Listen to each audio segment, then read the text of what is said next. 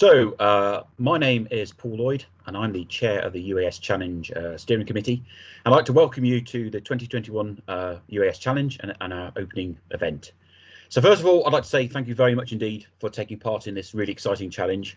We're into our 6th year now. We've had another fantastic turnout from universities, both in the UK and across the world. Every year we learn from our experiences, and we hope to develop this competition and grow it to make it both a more rewarding experience for you as the students, for our sponsors, and for everybody involved. So this year we continue to grow, and in the next 30 to 40 minutes or so, we've got some quite exciting discussions to have around this year's event. I know this year was obviously the COVID-19 caused us to suddenly have to move to a virtual event from the real life event. I still think that we ran a high quality event despite the challenges we all had. As we move into the 2021 competition, please be assured that we are absolutely aiming to run this as a real event, as a live event in June of next year. But because of the unpredictable nature of the COVID, we've had to work out both a virtual and a real programme, and a little bit more of that later. So in terms of what we're coming up for the next 30 or 40 minutes or so, first of all, Christina will run through some of the key dates and pointers to the event. Next, Yelena will talk about the mentoring programme and how that is going to work in this competition. We'll then move into sort of the meat of the presentation around what are the 2021 rules. And Martin will cover what's changed particularly between last year and this year for those who have been involved for a number of years. It'll also take a time to explain the difference between what we're going to do from the real live event, should it take place, hopefully it'll take place, versus the virtual, and the sort of decision points and the key documentation that I'll move to. Next, Chris Bradbury, who's our flight safety officer, will run through where the CAA registration is going for pilots and operators. Again, there have been some changes there that you need to be aware of. And finally, Lambert then will also talk about, from the judges' update and guidance, some lessons learned from this year and how he intends the judging to take place. Okay, so I'll now hand over to Christina, who'll cover through the key dates and pointers.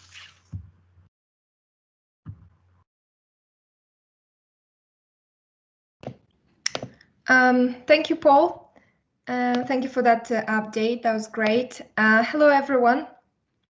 Probably many of you know me, and for those who don't know me, my name is Christina. I'm part of the education team at IMechE, and I work together with my colleague Yelena Gachesha on the UAS Challenge competition. So a very, very warm welcome to all of you. And thanks for joining the UAS Challenge 2021 competition, and I hope you have an exciting and enjoyable journey. So today I just wanted to go through a few key pointers. Mainly these are drawn from some of the frequently asked questions from you. So I'll first speak about the Mushroom platform. The Mushroom platform is the space where you will be uploading all your deliverables. So starting from your concept paper, which you probably have uploaded it already, hope so, and then going to the design report, design review forms, etc. So I just wanted to run a quick demo with you to show how you use the Mushroom platform. So if you go onto the Mushroom website, you'll see this logo. At the top right-hand corner, you'll see login, and this page will come up. So I've just created a test account. I'm gonna log in now as if I am a team member. So that's how the page should look like for you. You'll have your team name here and your team number over here. So for example, University of Huddersfield. You just click on the plus button, you open this window, and you can see a number of subfolders. Here's where you want to upload your documents. So for example, I need to upload my concept paper. I click on the plus button.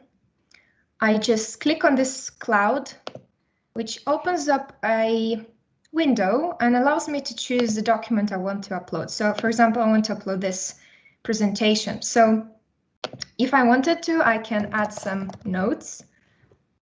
If I wanted to add more files, I could add more files, and then I click upload. So to ensure that you have actually uploaded the document, just have a look at the bottom of this box. you'll see welcome webinar judges. So this is the actual PowerPoint presentation we prepared for today.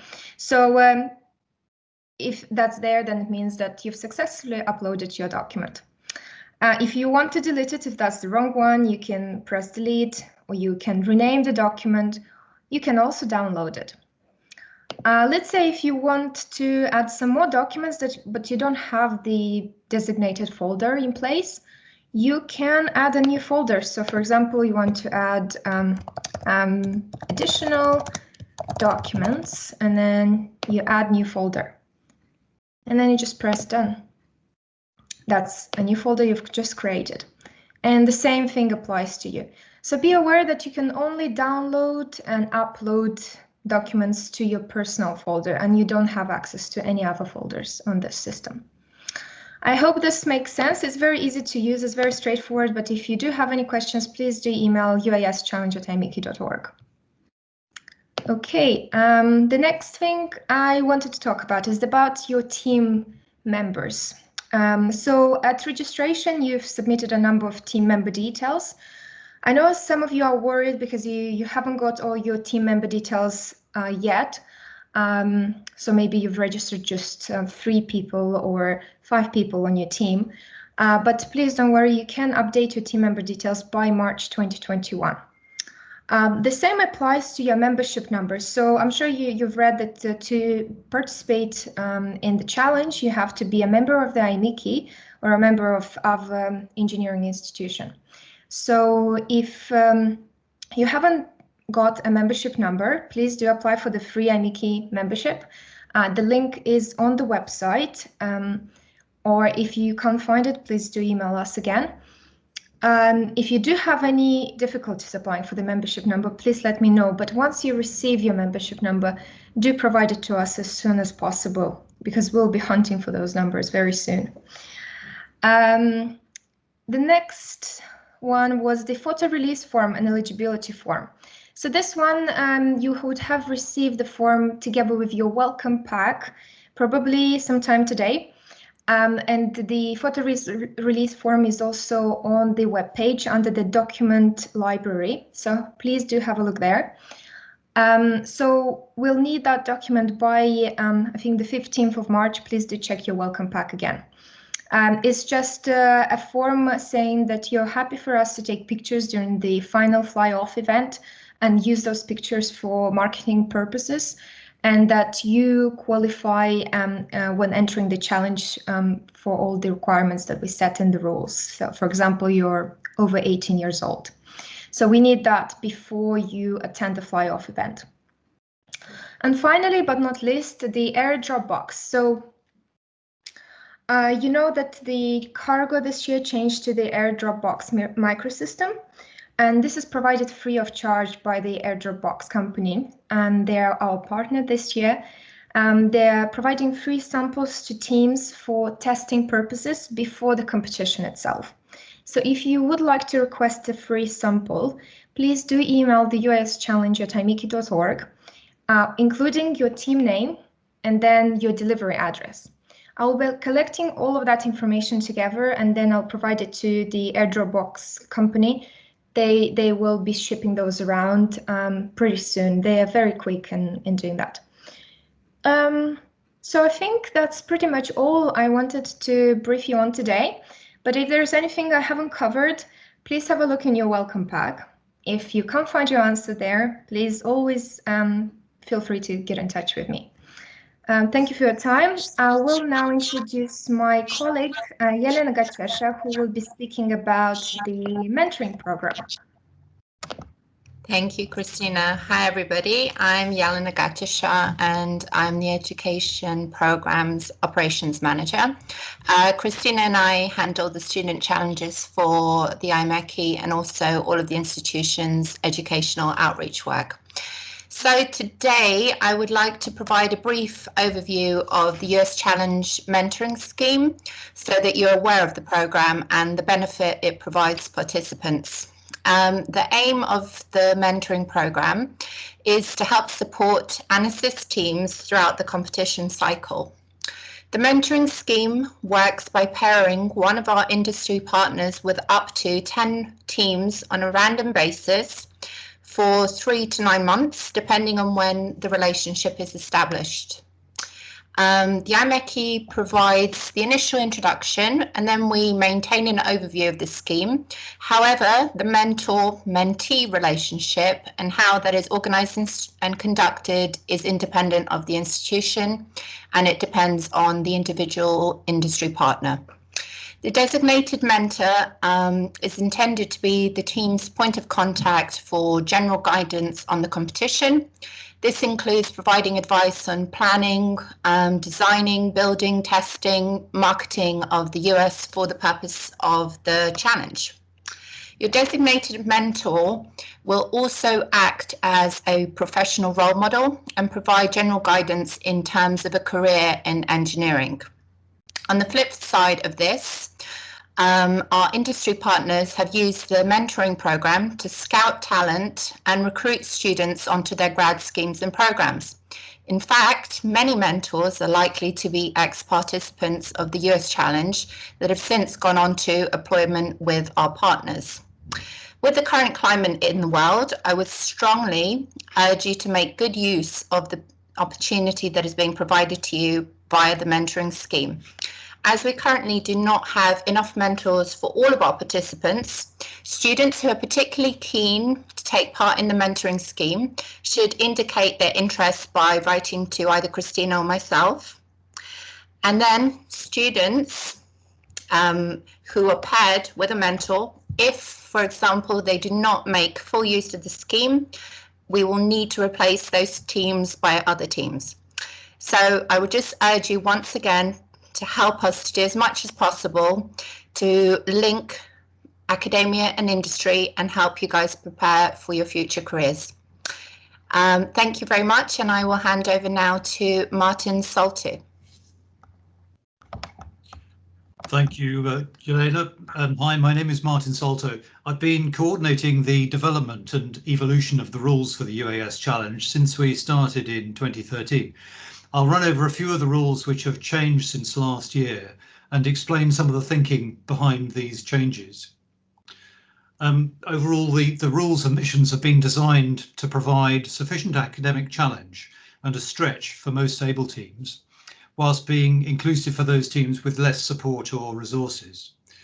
We aim to promote innovation and to encourage concepts which require multidisciplinary teamwork, a systems engineering approach to problem solving, a good understanding of aerodynamics, structural design, propulsion, avionics, and sensors, navigation, and computer vision.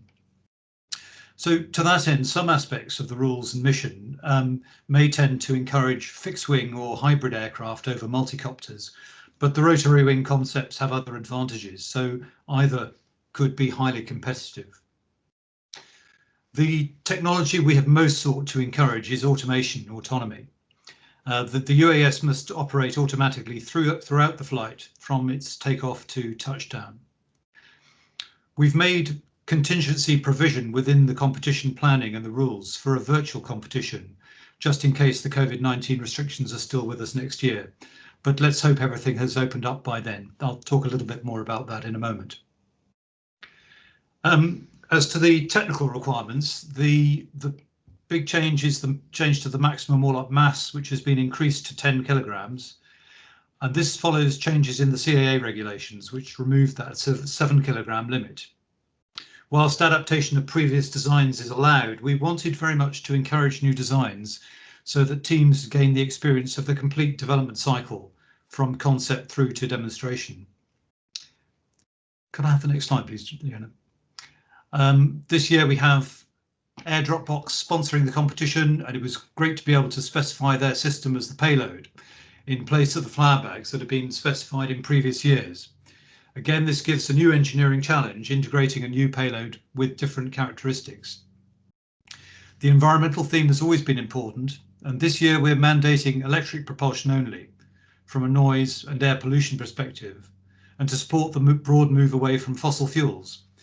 It would be great fun to see gas turbine machines screaming around, but hey, efficiency is important in terms of the propulsion, structure and aerodynamics, and we've sought to measure and score the specific energy with electronic power loggers during the core mission. The flight performance efficiency is then calculated as a function of the cargo mass and distance humped and dumped divided by the energy consumed.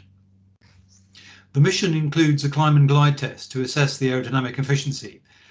Clearly that's a task that the pure multi-rotors designs won't score quite so well in, but it's only a small part of the overall scoring. And finally, part of the competition is to design a storage and handling box and to demonstrate the timed assembly and checkout of the system. In a real scenario, the UAS needs to be easily transportable and deployed quickly. We recognise that the documentation is a substantial part of the workload, and we've continually sought to streamline this and give as much guidance as possible, whilst retaining a reasonable level of academic rigour and allowing the teams to demonstrate the innovation and depth of the design and analysis. And this year, the sequential, preliminary and critical design reviews have been replaced by a review and reporting process, which is intended to encourage a more agile development approach. And we've included also at Annex B a summary of the judging requirements. So that should serve as a useful checklist as you assess your design and testing program against the requirements. The mission is split again into a core mission and the optional tasks as per that flow diagram. We recognise that some teams get a great deal less support and resources than others, and we wanted to make it as inclusive as possible for everyone. The missions are designed to test a blend of carrying as much payload as possible, precision navigation and delivery, area search, speed and endurance. It also tests the guidance and control, doing the autonomous precision landings. So you start with a core mission, navigate around the waypoints and drop as much payload as possible around the longest course you can fly in the limited time. Finishes with a climb to altitude and a power off glide to get a measure of the lift drag ratio. Then you can elect to do one or more of the optional tasks with a speed trial and identifying ground markers on the way, followed by an area search to detect and identify a hidden ground marker. There are time limits for the demonstration, with 10 minutes for the core task and 15 minutes maximum for the whole mission, including core and optional tasks. So this is designed to both make the demonstration event flow at a good tempo and encourage great teamwork. One thing we've put a lot of thought into is increasing the amount of flying whilst keeping the event safe. So we're planning to run parallel flight lines, so there's much less hanging around than previous years. And next slide, please. As I mentioned, the rules allow for either virtual or live competition, and we'll be making that decision in March 2021. So let's hope we're all going to meet up at Buckminster next year. It should be a great competition.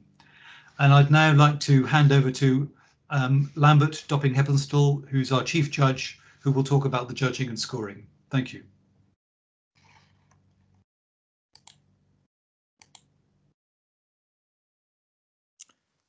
Well, good afternoon. Hello, everybody, and welcome to the competition.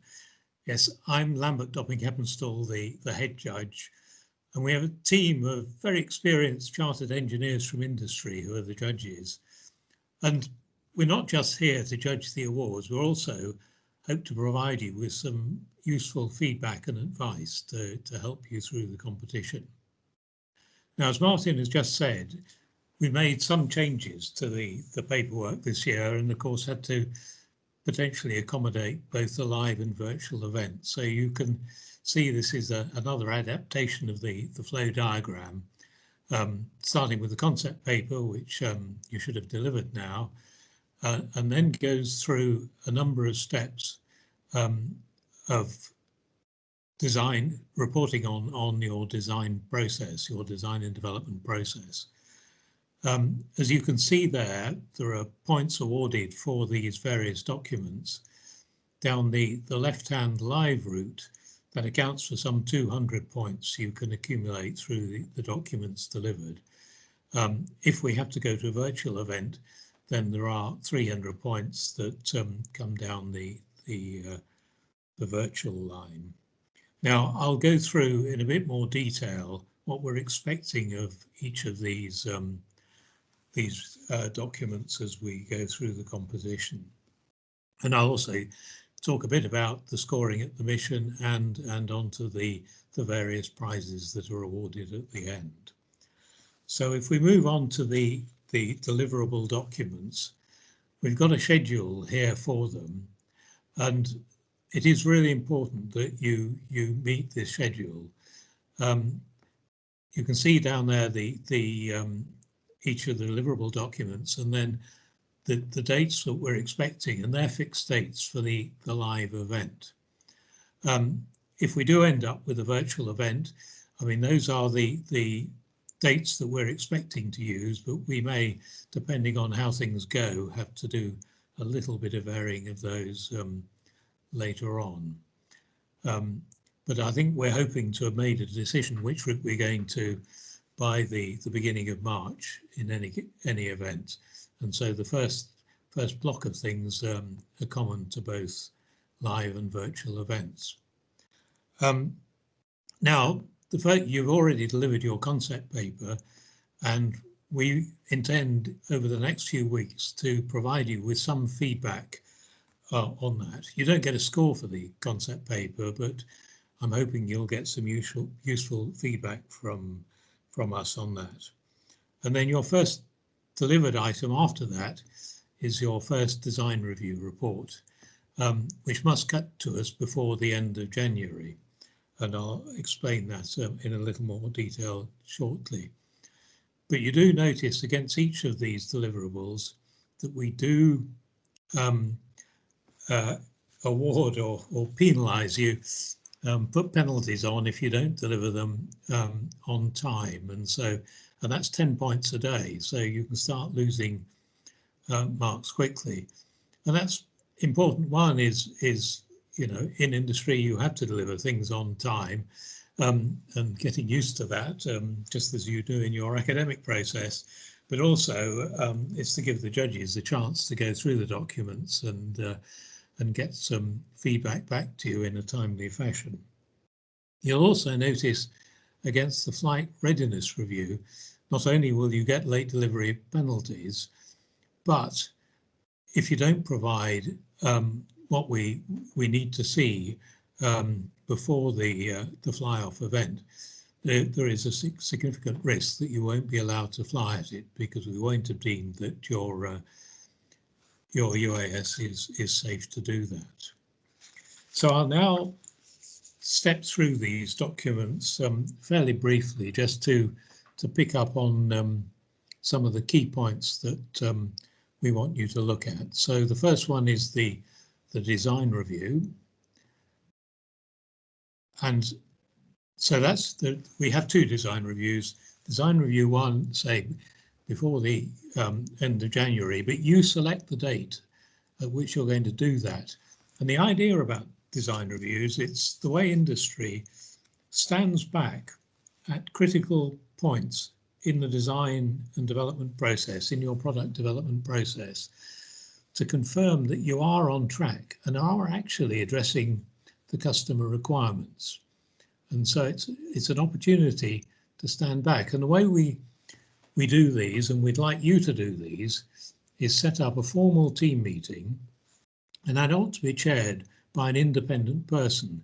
I mean, normally one would expect that maybe to be your academic supervisor, but if that's not possible, an experienced engineer not directly engaged within the team.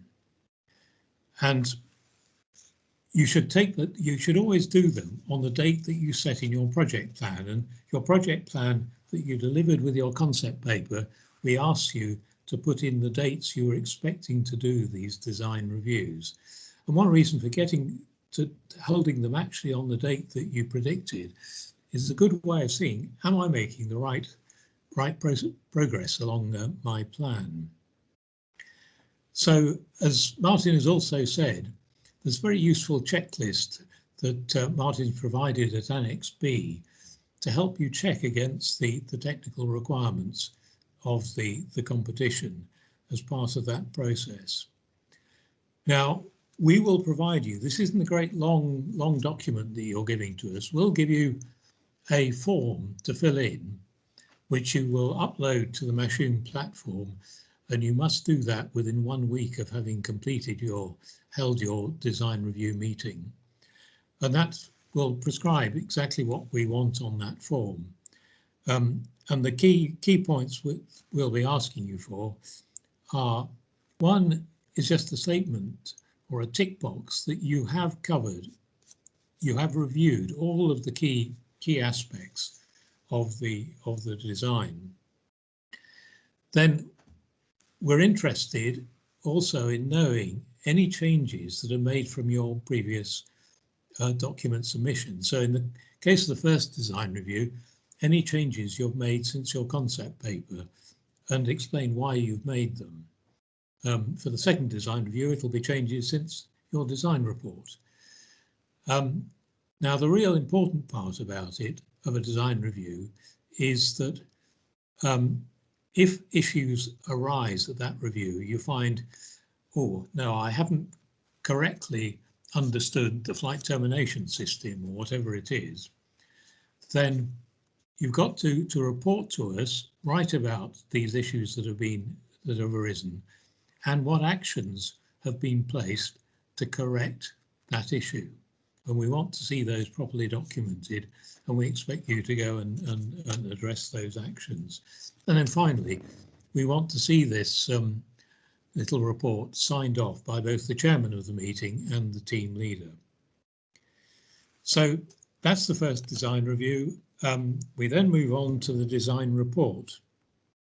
Now, this is the meat of where you explain to us in detail your design. And so, if you like, this is the more academic part of the process.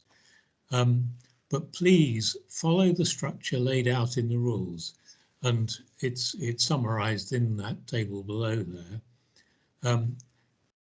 It's important you follow this, because we might split these sections up for different judges to look at, different specialist judges to look at. And it also just makes it fair amongst all of the teams. If you follow the structure, keep the page count exactly as said, and please make sure you put the right bits on in the right section. And that includes the cover page. Do set out your cover page as we ask you to do. Now, there is an innovation award as well, so please highlight your innovations as you go along. Now, I won't go through in detail, it's all in the rules exactly what we're going to want to see in these reports, but just to pick out a couple of points. In the requirement review, and this is from experience from previous years, don't just pick out, address the requirements that you fancy addressing. We want to make sure that you're addressing all the requirements. And again, Annex B, as Martin's mentioned, is quite helpful in this, but read all of the requirements in the rules and explain how you're addressing them in this table we've asked for. When you're doing your design description, please make sure you produce a good architecture diagram and also a 3-view scale drawing of your aircraft. Again, we've seen some fairly poor examples in the past on this. This is really quite important that you do that. On safety, there is a tendency just to talk about flying safety. Now, flying safety is important, but we want to understand that you understood safety across the whole process. And so you may have hazards that we want to see identified in both your manufacture and testing, just as well as your actual flying. So please address safety across the whole project and explain what safety philosophy you're taking. And on the manufacturing and sport side, I mean, the storage box, again, that Martin's mentioned, is an important part of the requirement this year. So don't forget to include some description about that. And finally, looking at the cost breakdown, we want to understand the total cost of your UAS, the cost of all the bought out items, but we separately want to see it's broken out the costs of COTS, the commercial off the shelf. Now, that's a very specific set of things which are explained, are mentioned in section 3.1.15 of the rules. So those items and those items alone we want to see split out as well. You'll then go on to design review report number 2, just the same as design review 1, but now at that critical point when you'll finish your design and before you get into full scale manufacture and testing. Now, if we moved on to we'll go down to start the live route. And so the next thing you'll then be delivering is your flight readiness review. Now, this is a really important step when you've built your aircraft and you're ready to fly it. Now, what we're wanting to see is after you've done your flight testing and before you bring it to competition, but you'll probably want to do your own mini flight readiness review once you've completed the manufacture and ground testing, just to check that you've got everything right. So your initial flight testing is going to work and you're not going to go crashing on your first flight. But let me just explain what we want to see at the end of your whole process and before you come to the demonstration event. Now, Christina has helpfully given an example here of a link to a YouTube video of Team HEDF in 2018, well, the year before last, their FRR, which is an excellent FRR, though just be careful that we don't want that exactly copied, because this year we're specifically asking you to do a continuous sequence from your automatic takeoff all the way through some showing that your flight control, in-flight control, all the way to your automatic landing as a single sequence, and that isn't shown on the Team HEDF video, but it's still a sort of benchmark example of how to do one of these videos. Now, if we move on to the detail of the flight readiness review, I'll just go through exactly what we're looking for. If we can go to the next slide, please, Christina.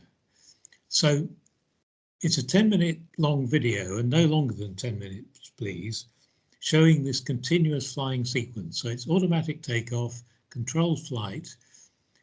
If you've got a hybrid design, showing it transition from its vertical mode to its horizontal flight, and then through to an automatic landing.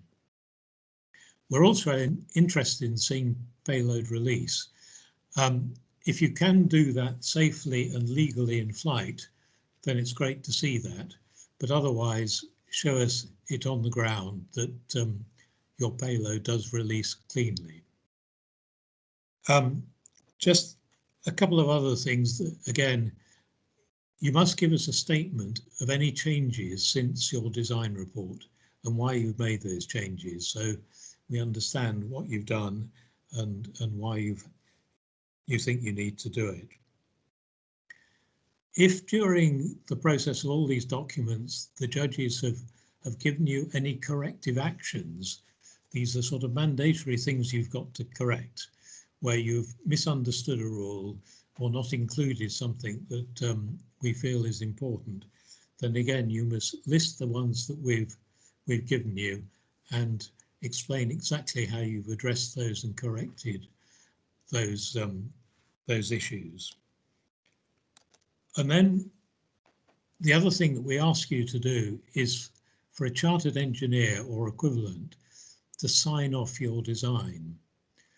And there is a list of things that we ask the chartered engineer to go through. And again, this Annex B is a useful checklist for them, but it's about that you've met the requirements of the competition, that the design and build quality is deemed to be satisfactory by someone with an experienced eye, that you've addressed safety and airworthiness issues, that you have thoroughly tested your system, and that the team members are competent to operate your UAS safely, because safety is, such an important issue here. And then finally, you will need to complete a Form 701, which again will be provided to you. Right. If we now just go down the virtual route, if unfortunately we have to follow that. So instead of the flight readiness review, we're getting you to do a manufacturing support and testing report. Now, clearly it depends on how the lockdown has affected you. And so here we're asking you to tell us how you have, if you've been able to get access to labs and do manufacturing and testing, or how you would have done it if you'd had been able to get access to them. And so this is really an expansion of what you will have written in the design report, rather more detail. And again, it's laid out in that table below and is explained in the rules. And again, please use drawings, sketches, photographs, things to illustrate your report. You must adhere to the format and the page count. And again, please highlight things that you think that are innovative that you've done. Right, if we now go on to the Dragon's Den presentation, if we can go to the next slide, please, Christina. Now, you'll do this for either the live or the virtual route, albeit in the live route, you'll do this in person at the fly-off event. And here, you're doing a pitch to potential investors with your business plan, your STEM engagements, and the way you're addressing environmental issues. And it's a short presentation, and you can bring in props to that. You bring in your aircraft or anything else you want to bring in. There's no particular prescriptive format of how you do it, apart from keeping within the time limit. If it's at the live event, this will be done in front of sponsors and judges, and we'll have a period of questions and answers to grill you afterwards. If we're on the virtual event, then you'll do this as a video and send that in to us to review. But it's fairly straightforward, and say you're trying to sell us what you've done. Now, continuing with the live event, just a brief few words about the mission scoring. Martin's already covered a bit of this. If we can move on to the next slide, please, Christina. So you're testing your UAS in as representative environment as we can do at Buckminster. And as Martin has said, there are trade-offs here, depending on the type of aircraft you've got, whether it's fixed wing, hybrid, rotorcraft. We've given a really quite a wide variety of things you can do in the core mission and the optional mission, and some designs will be better for one than the other. So, you need to think about this as you go through your design, optimize it, and then decide how best to spend your 15 minutes in gaining as many points as possible. Now, the scoring is pretty complex, and it's going to be quite a challenge for us, the judges, to go through this. So do look at them in detail in the rules, but I've just summarised where the points sit against the two missions there. Now, a couple of changes from previous years, again, learning from experience. One is trying, as Martin has said, to get the tempo of the flying up, and we hope to be able to give you all more than one attempt. But just be careful how you do this, because as you'll see in the rules, that the score you end up with is the average of the best 2 attempts. So if you do a stunningly good performance on your first attempt, you might be a little bit wary about going again, just in case the average you score brings your total down. But again, you know, you might do three attempts and then pick the best 2 and see where it goes from there. The other thing we've introduced is an appeal process. And so you can lodge an appeal within 30 minutes of the judges posting up your scores. And we will try this year to get much more live scoring going. But if you do make an appeal, you'll also have to lodge a bond of 20 points with us. And if your appeal is not successful, you'll lose those 20 points. So be very certain that if you do make an appeal, that you've got good grounds for it. Right.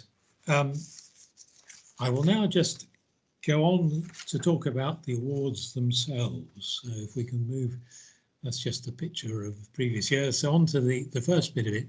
There are actually 13 awards that we make, and most of those we make whether it's a live or a virtual competition.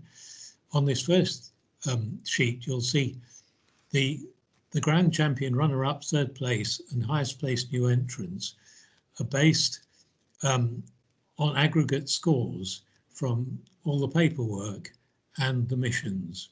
And so for a live event, you get 200 points out of the paperwork, and a further 400 points is up for grabs from the two missions, the core mission and the optional mission.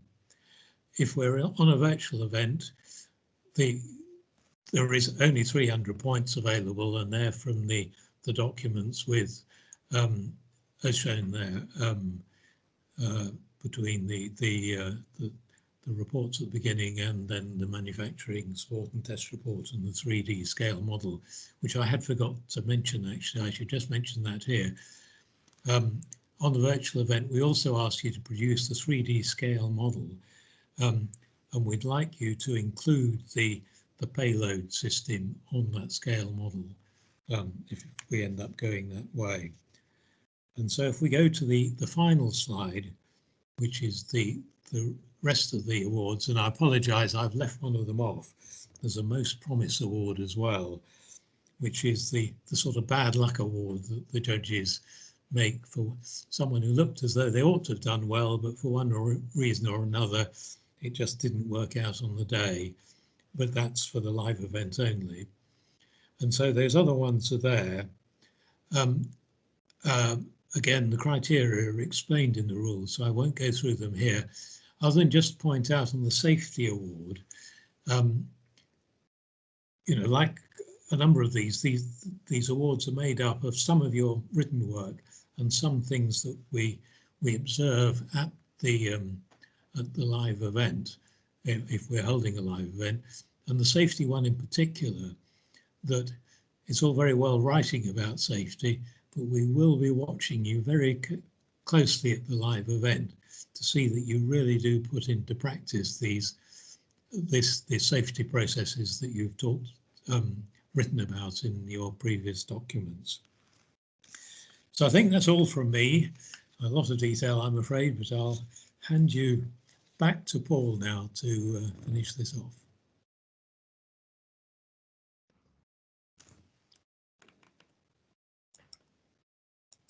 I think before we move on, I think we've got Chris just to talk about the flying and the CAA rules, if that's okay, Chris. Yes, go ahead, Chris. Yeah. So the two things that the teams need to be aware of if we go ahead with the flight competition, and also for their own benefit while they're making their aircrafts ready, doing practice flying and so on, is if you want to fly an unmanned aircraft in the UK, you need one of two things. You need the operator ID and a remote pilot for the person flying it. So just to summarize what the two aspects are, the operator is essentially, in a nutshell, the person who is responsible for maintaining the aircraft, you know, so kind of putting it together, getting it ready for flying, servicing it, building it, and so on. So that would probably be the university or one team. You need to pick one person, ideally, that's going to be the recognized responsible person. So a university or designated individual nominated by the university essentially could be the drone operator. You have to register with the Civil Aviation Authority, which is a cost of £9. You need to be a minimum age of 18, and the operator ID is valid for a period of 12 months. One thing to be aware of at the moment for any teams that might have already registered as an operator in the past and they're renewing their operator ID, they might not necessarily get the same number when they renew. So that's just something to be aware of there. The operator ID number must then be displayed on the relevant unmanned aircraft. The rules for it from the Civil Aviation Authority says that the number must be displayed in a way that it's easily identifiable and does not require tools. So the best advice is to just put it on the surface of the wing or on the frame of the aircraft, rather than putting it inside a battery hatch where you've got to try and access it and find it. Just make it somewhere nice and visible. The remote pilot, there's two sides to this. One is at the fly-off event, if we're lucky enough next year to be able to physically go and fly. The remote pilot for next year's competition will be the IMechE safety pilot, so you don't need to worry too much about that. At the competition, the university will still be the operator. The IMechE pilot will just be the remote pilot. During your practice flying and getting ready to do test flights and stuff like that, then whoever's flying your drone or aircraft for you needs to be a remote pilot registered with the CAA. The way to register for the remote pilot is an online competency test. There's about 20 questions that you have to do a multiple choice and get a minimum answer, minimum pass rate.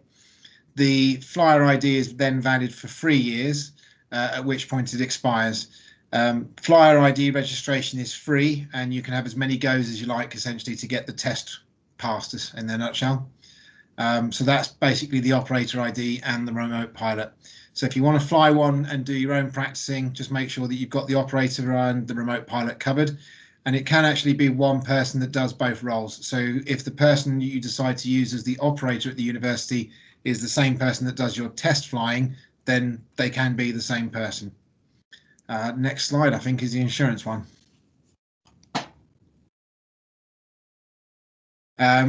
Public liability insurance and so forth. So when it comes to the fly-off, there are a load of insurance companies out there that do insurance, but the BMFA seems to offer a competitively priced insurance for members. But essentially, when you're coming down for your own test flying, if you're doing your own testing, just remember you are putting an aircraft into the air, and you need to make sure that if it has a mishap or hits anybody or causes an accident, that you have insurance in place.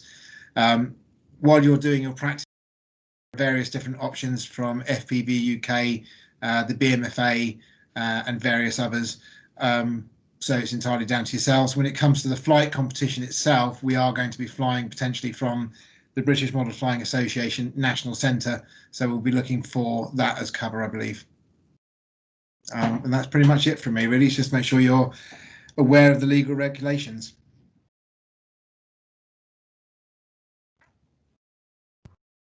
So yeah, so thank you, Chris, very much for that update there. So as you can see, there's lots of information there on this information we've given you. Clearly, one of the benefits of this being recorded is that you can go back and review it, and I'd suggest that you do that. Hopefully, you've seen that we've put a lot of effort into focus and revise how we've developed this comp challenge, and learn from previous experiences with a big focus this year on efficiency and the environment. What I would say though is please read the rules. We spent a lot of time writing them, and really we're not trying to catch anybody out here. That's really not what we're out about. We want to make sure that you get the points you can. But again, if you don't understand something, then you can always ask a question. But we tend to find that in most cases the information is contained in the rules, so please read them. Again, as Lambert said, there's lots of information there about the deliverables, and again, please note the dates, again, because penalties are going to apply if you don't apply, if your submissions are late. So again, please make sure you get yourself organised and do that, really. And finally, I point out that from Yelena said around the mentoring scheme, a really excellent scheme that we're continuing to develop. As she said, a number of your predecessors have got involved and actually found work through that as well. So again, a good scheme that we were keen to get on involved in. So that brings this to a close. I'd like to thank you for your attendance on this, and hopefully we will be seeing you in person in June next year. Thank you.